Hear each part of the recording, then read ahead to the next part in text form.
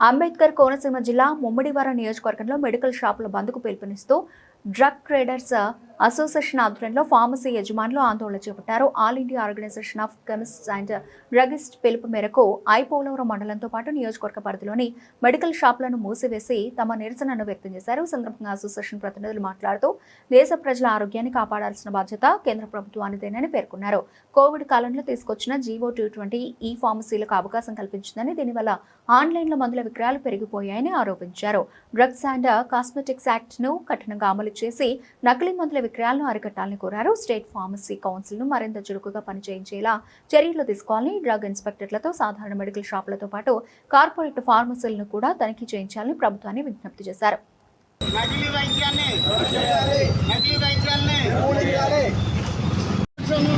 Online అమ్మకాలన్నీ corporate షాపులు అధిక discount ఉంది.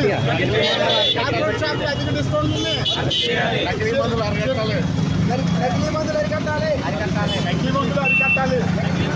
5 లక్షల మంది చిన్న షాపుల యొక్క భౌతమ్యాన్ని కాపాడాలి. 5 లక్షల మంది చిన్న షాపుల భౌతమ్యాన్ని కోవిడ్ సమయంలో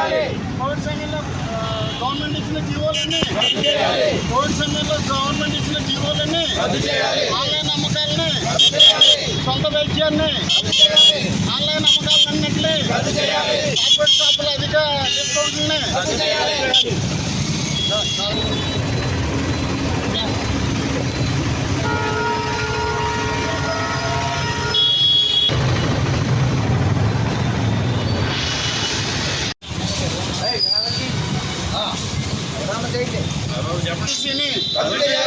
ఆన్లైన్ ఫార్మసీని అధిక డిస్కౌంట్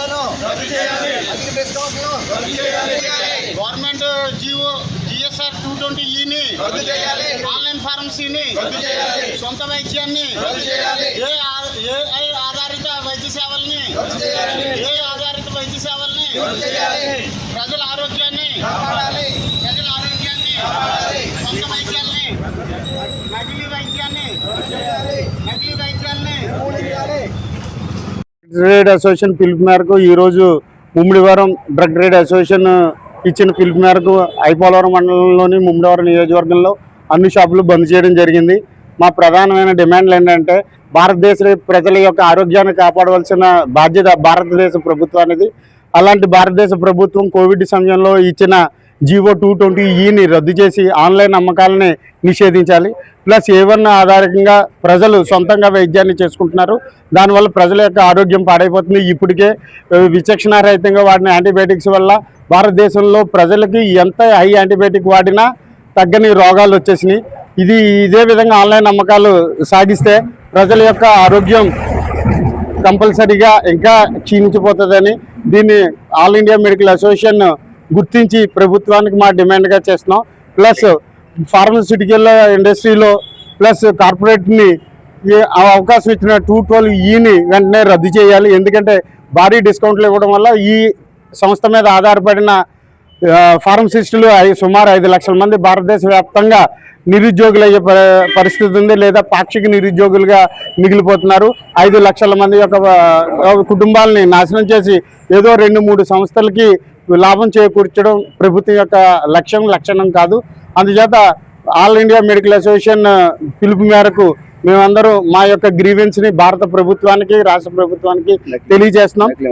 అదేవిధంగా డ్రగ్ అండ్ ఇన్స్పీరియస్ యాక్ట్, డ్రగ్స్ అండ్ కాస్మెటిక్ యాక్ట్ను అమలు చేసి సివియర్గా అమలు చేసి ప్రజల్ని ఆరోగ్యాన్ని కాపాడవలసిందిగా, నకిలీ మందులు నివారించవలసిందిగా మేము భారత ప్రభుత్వాన్ని అదేవిధంగా రాష్ట్ర ప్రభుత్వాన్ని కోరుతాం. అలాగే ఐపీసీని, స్టేట్ ఫార్మసీ కౌన్సిల్ మరింత యాక్టివ్గా వర్క్ చేసి డ్రగ్ ఇన్స్పెక్టర్లని పంపించి ఓన్లీ నార్మల్ షాపులను కాకుండా కార్పొరేటరీ షాపులను కూడా ఇన్స్పెక్ట్ చేయవలసిందిగా మేము కోరుతున్నాం. అంటే అమెరికా లాంటి డెవలప్ చెందిన దేశాలను మనం ఆదర్శంగా తీసుకుంటాం. అలాంటి దేశాల్లో ఒక పారాసిటమాల్ టాబ్లెట్ తీసుకోవాలంటే డాక్టర్ దగ్గరికి వెళ్ళి తీసుకోవాల్సిన పరిస్థితి ఉంది.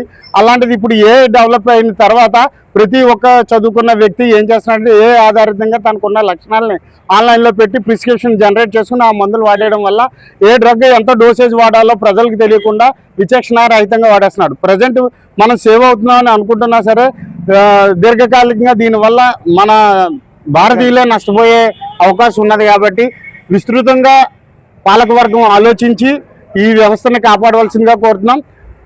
భారత స్వతంత్రం వచ్చిన దగ్గర నుంచి డాక్టర్లు అందుబాటులో లేని సమయం నుంచి కూడా ఈ ఫార్మసిస్టులు ప్రజలకు సేవలు అందించారు. ఈ సేవలు మరింత గ్రామీణ ప్రాంతానికి తీసుకెళ్లాలంటే ఫార్మసిస్టులు ఉండాలి. ఓన్లీ కార్పొరేట్ షాపులు ఎక్కడైతే బిజినెస్ ఎక్కువ జరుగుతుందో అక్కడ మాత్రమే వాళ్ళ దృష్టిని కేంద్రీకరిస్తున్నారు. కానీ మారుమూల పల్లెటూరులో ఎక్కడ కార్పొరేట్ షాపులు తమ సంస్థలను ఓపెన్ చేయట్లేదు. అంటే వాళ్ళకి లాభార్జనే ధ్యేయం కానీ ఇంకొక విషయం లేదు. కాకపోతే సామాన్య ఫార్మసిస్టు తన ఆధారంతో పాటు పల్లెటూరులో ఉన్న ప్రజల యొక్క ఆరోగ్యాన్ని దృష్టిలో పెట్టుకుని వాళ్ళతో ఉండే వ్యక్తిగత పరిచయాల ద్వారా సరైన రీతిలో మందులు ఇవ్వడం జరుగుతుంది. గత 50 సంవత్సరాలు 70 సంవత్సరాల నుంచి అదే విధానాన్ని కంటిన్యూ చేయవలసిందిగా మేము మా అసోసియేషన్ తరఫున భారత ప్రభుత్వాన్ని, అదేవిధంగా రాష్ట్ర ప్రభుత్వాన్ని, సెంట్రల్ ఫార్మసీ కౌన్సిల్ని, స్టేట్ ఫార్మసీ కౌన్సిల్ని విజ్ఞప్తి చేస్తున్నాం.